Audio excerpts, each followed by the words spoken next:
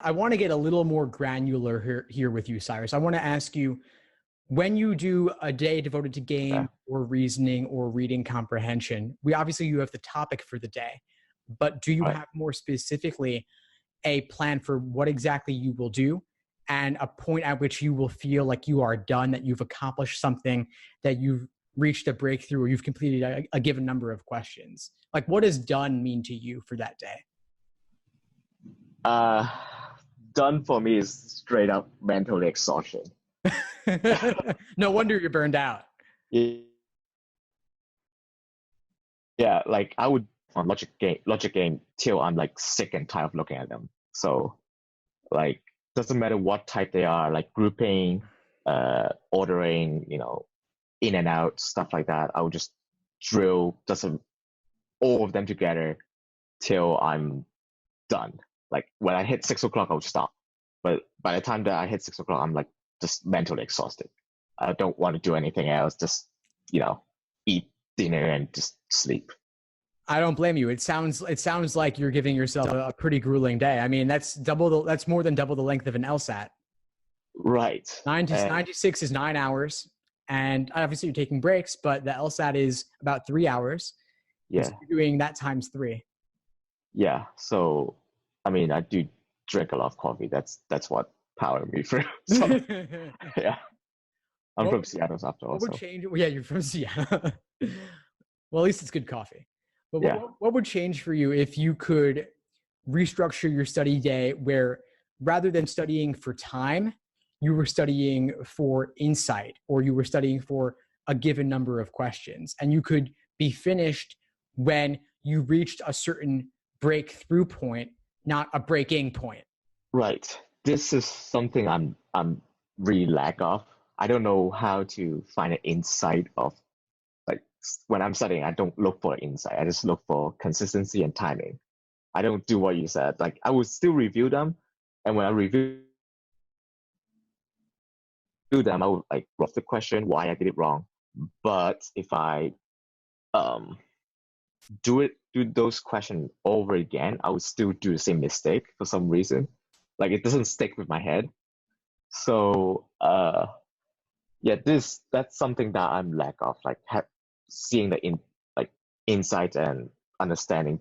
It's like question truly. It's understanding the question. So the LSAT prep, to me, it's all about the insights. There's this, you have this light bulb moment where a single insight about your prep can change absolutely everything for you. It could be an insight on a question or a game or about a method of reasoning. I want to ask everyone who's not in the hot seat right now, all of you listening, have any of you ever had a light bulb moment where you had a glimmer of insight on a particular question? If you have, just raise your hand. Have you ever had a moment where something just clicked for you? Awesome. Yeah, it's amazing, isn't it? That insight where it's like, it was all worth it. You had that moment where it clicks, and that's worth celebrating. Cyrus, it sounds like you're beating yourself down into the ground, just crunching through. And there's a lot of exams, right? There's a lot of questions. There's 10,000 LSAT questions. You could spend all day running through them and doing tough ones. You could do nothing but questions, and it'll just make you feel miserable, right? Because I have actually finished all like 50 from 52 to 80. I've done all of them. So yeah, that's a great accomplishment, and I'm sure that you did get a lot out of it. But right. But what? What's missing for you having done all those exams? I'm just doesn't see any improvement, even though I finished all those exams. Like I'm still getting the same amount of question wrong in each section. Like, and certain question that I'm always weak at, I would still get the same question, like same type of question wrong also. So I'm like I'm stuck at this stage of like no progress, like no progression at all. So. And that's what happens with burnout. It's like you reach a plateau, and what got you to where you are now is not what will get you further. You actually have to do the opposite of what you've been doing up to this point in order to make a change. Okay. And so I would say reduce the hours. Okay. Change your goals, change your benchmarks in terms of what means complete for the day. Just try it out. Okay. Because if what you're doing now isn't working and you continue doing it, that's the definition of insanity, right? Yes. Same thing, expecting different results. So let's see, what do you think you could do differently, given what you've done so far? Sorry? What do you think you could do differently, given what you've done so far? I honestly don't know. I honestly don't know. Like, other than constantly drilling myself, I honestly don't know, because around me, I don't have a lot of friends that's doing taking the LSAT either. So I don't really ask for anybody insights. I just go online and just read it up. And I honestly don't know what I can do to help myself out of this hole right now. Yeah. I'm going to give you one thought, and then I'm going to ask the audience here, everyone else in the group, if they have any insights they want to share. My thought for you is reduce the time that you spend per day on the LSAT. Okay. Try it out just for 1 week.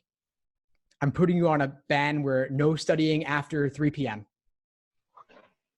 Imagine having 3 p.m. till bedtime free for other things. 9 a.m. or even 8 a.m. till 3 p.m. if you want, you can study. You can, but I want you to take breaks, and I want you to look for insights, not for just drilling and drilling and drilling. Okay.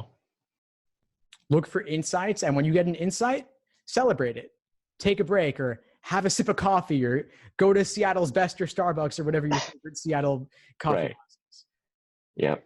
You deserve it. And you've done a lot of exams already, but I want you to get the most value possible out of your exams.